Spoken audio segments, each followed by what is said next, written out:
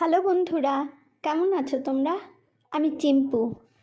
With SS ma'am চ্যানেলে তোমাদের সবাইকে স্বাগত। আজ পশ্চিমবঙ্গ মধ্যশিক্ষা পর্ষদ অনুমোদিত ক্লাস 7-এর বাংলা পাঠ্য বই সাহিত্য মেলার নবম পাঠের অন্তর্গত শরদিন্দু বন্দ্যোপাধ্যায়ের লেখা গাথার কান গল্পটি পাঠ করব। আর পরবর্তী ভিডিওতে সমস্ত প্রশ্নের উত্তরগুলো এসএস ম্যামের কাছে থেকে জেনে নেব। তার আগে বলি, এখনও যারা উইথ এসএস ম্যাম চ্যানেলটি সাবস্ক্রাইব করোনি তারা চটপট করো এবং পাশের বেল বাটনটি অন রাখো, যাতে পরবর্তী ভিডিওগুলোর নোটিফিকেশন পেতে পারো। চলো তো আমি শুরু করি।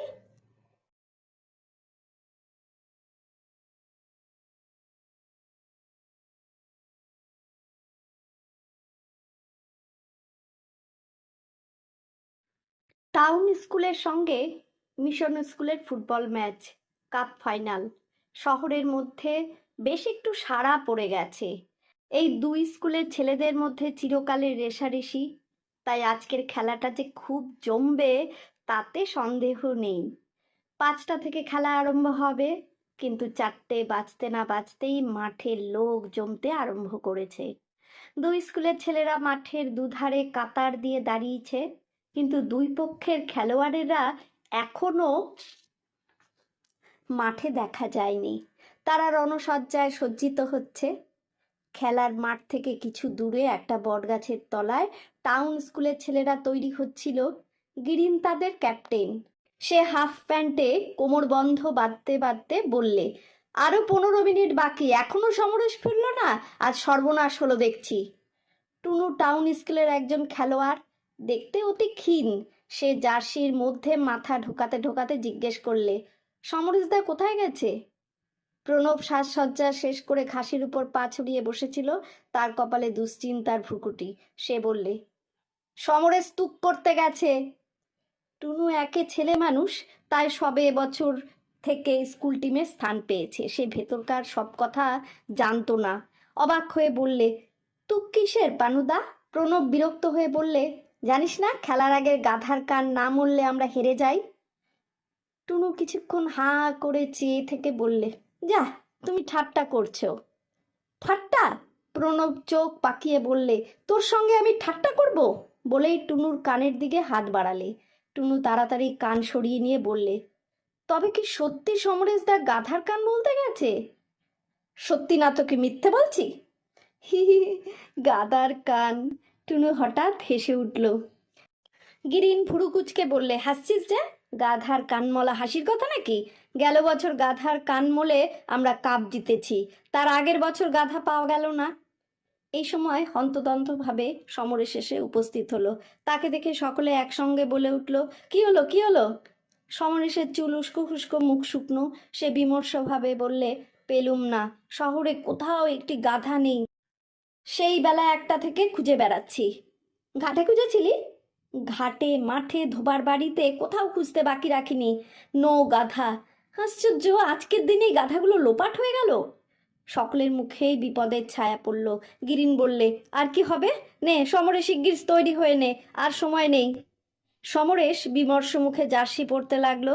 কারণ গাধা পাওয়া যাক আর না যাক, খেলতে তো হবেই। সমরেশ বেচারা সারা দুপুর গাধার সন্ধানে ঘুরে বেরিয়েছে, অথচ গাধা খুঁজে পায়নি। তাই দুঃখটা তার সবচেয়ে বেশি হয়েছিল। বিশেষত আজ মিশন স্কুলের খেলা। মিশন স্কুলে হারাবে বলে তারা প্রাণপণ প্রতিজ্ঞা করেছে, কিন্তু গাধার কানমলা হলো না। তার মানে মিশন স্কুলকে তারা হারাতে পারবে না।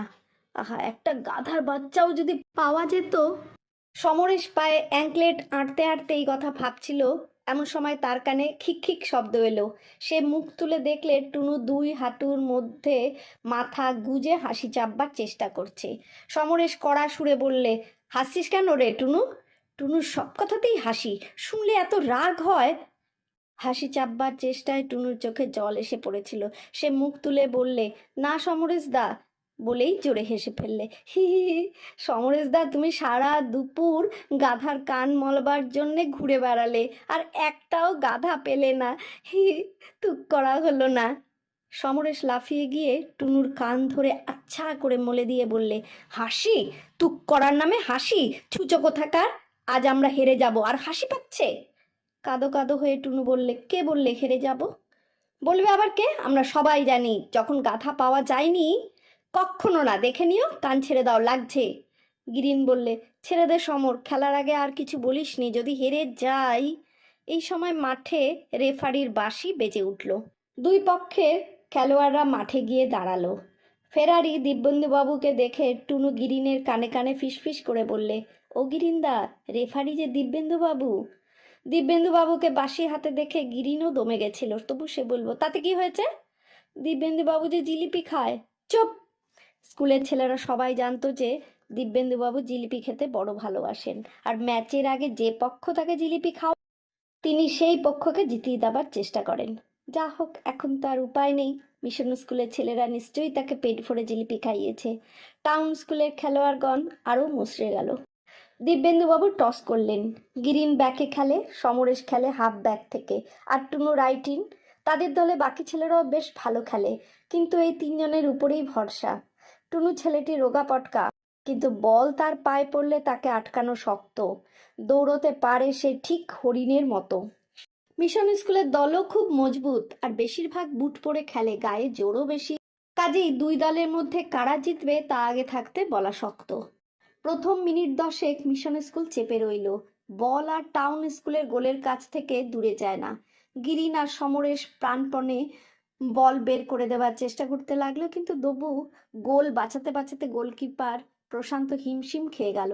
দুবার কর্নার হলো, কিন্তু ভাগ্যক্রমে গোল হলো না। তারপর একটু ফাঁক পেয়ে সমরেশ বল বের করে দিল। বল গিয়ে টুনুর পায়ে পড়ল। বল পেয়ে টুনু একবার চারিদিকে তাকিয়ে নিলে, তারপর বল নিয়ে বিদ্যুৎ বেগে ছুটল। মিশন স্কুলের হাফ ব্যাকেরা সব এগিয়ে গিয়েছিল, কাজেই ব্যাক তার গোলকিপার ছাড়া কোনো বাধা নেই। ব্যাক এরিয়ার মধ্যে পৌঁছাতে একজন ব্যাক তেড়ে এলো। টুনু বলটি টুক করে সেন্টার ফরওয়ার্ড রণজিতের পায়ের কাছে বাড়িয়ে দিয়ে নিজে এগিয়ে এলো। তখন দ্বিতীয় ব্যাক রণজিৎকে চার্জ করলে রণজিৎ আবার বলটি টুনুর পায়ের দিকে এগিয়ে দিল।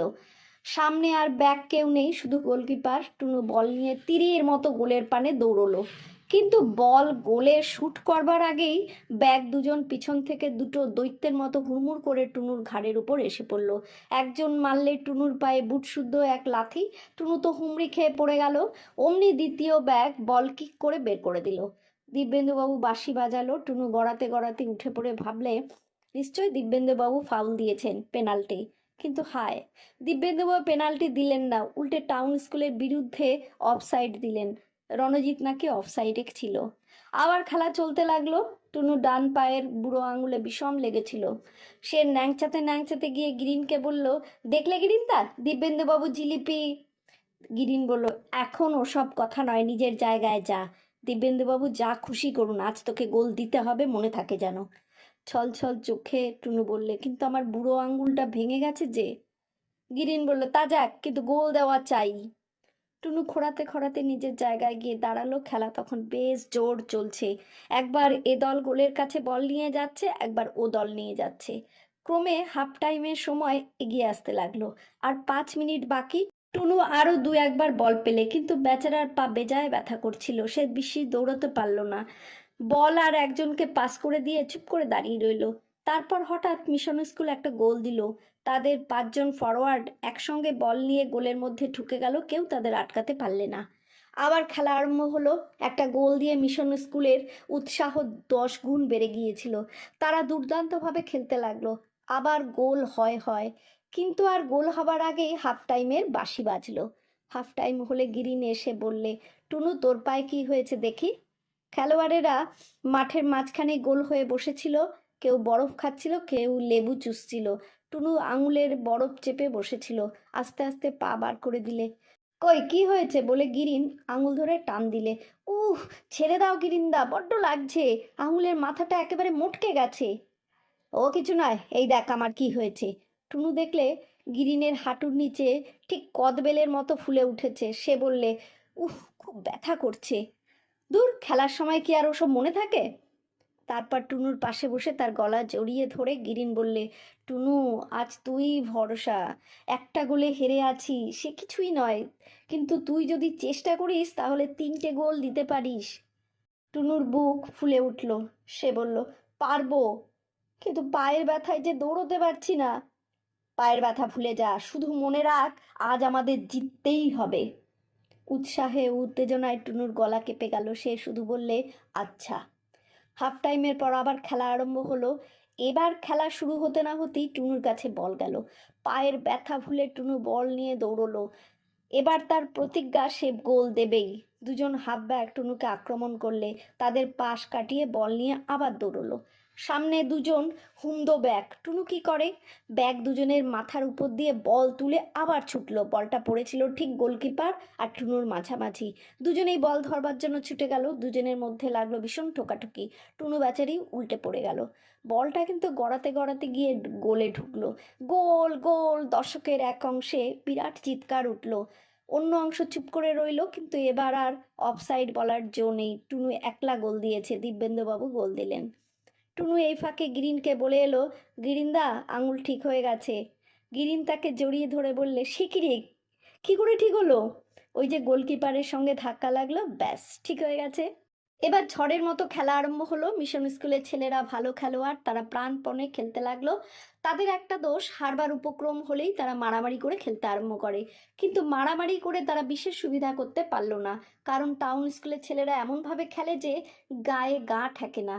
তাদের মারতে গেলে তারা পিছলে বেরিয়ে যায়। ফলে যারা মারতে যায় তাদেরই অসুবিধা হয় বেশি, মারতেও পারে না, অথচ খেলা খারাপ হয়ে যায়।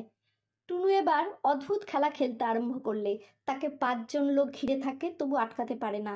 একে তার ছোট্ট শরীর, তার উপর তীরের মতো ছুটতে পারে, তাই তাকে আটকাতে গেলেই সে পাকাল মাছের মতো পিছলে বেরিয়ে যায়। তার খেলা দেখে মিশন স্কুলের ছেলেরা কেমন যেন ভ্যাবাচাকা খেয়ে গেল। এইটুকু ছেলে, তার কি আশ্চর্য খেলা! দেখতে দেখতে টুনু আর একবার বল নিয়ে দৌড়লো। এবার ব্যাগ দুজন এমনভাবে তার সামনে দাঁড়ালো যে একজনকে কাটিয়ে বেরোতে গেলেই একজনের সামনে পড়তে হয়। টুনু বলটি চট করে রণজিৎকে পাস করে দিলে। রণজিতের দিকে কারো নজর ছিল না, সবাই টুনুকে নিয়ে ব্যস্ত। রণজিৎ কয়েক পা এগিয়ে গোলের কোণ ঘেঁষে বল মারলে। গোলকিপার শুয়ে পড়ে বল ধরবার চেষ্টা করলে, কিন্তু ধরতে পারলে না। শব্দ উঠল, গোল গোল! দ্বিতীয় গোলের পর মিশন স্কুল একেবারে দমে গেল। গোল খেয়ে যারা দমে যায় তারা আর জিততে পারে না। তাদেরও তাই হলো। টুনু তখন আরও 2টো গোল ঠুকে দিল। খেলা যখন শেষ হলো তখন টাউন স্কুল দিয়েছে 4 গোল আর মিশন স্কুল মোটে 1 গোল। খেলার পর ছেলেরা এক জায়গায় জটলা করছিল। হঠাৎ শানু বলে উঠল, আচ্ছা, আজ আমরা জিতলুম কি করে? গাধার কানমালা তো হয়নি। সকলে ওর মুখের দিকে তাকাতে লাগলো। কথাটা এতক্ষণ মনেই ছিল না। সত্যি তো, এরকম অসম্ভব ব্যাপার ঘটলো কি করে? সমরেশ হঠাৎ জোরে হেসে উঠল, বুঝেছি। সকলে বলে উঠল, কি কি? সমরেশ বলল, মনে নেই খেলার আগে টুনুর কান মলে দিয়েছিলাম, তাতেই গাধার কান মলার ফল হয়েছে। সবাই হেসে উঠল। শানু বলল, বেশ হয়েছে, এবার থেকে টুনুর কান মলে খেলতে নামলেই চলবে, আর গাধা খুঁজে বেড়াতে হবে না। গিরিন হাসতে হাসতে দাঁড়িয়ে উঠে বললে, সে আসছে বছর দেখা যাবে, আজ টুনুই আমাদের হিরো। এই বলে টুনুকে 2 হাতে ধরে কাঁধে তুলে নিয়ে বললে, বল 3 cheers for Tunu, hip hip hurray.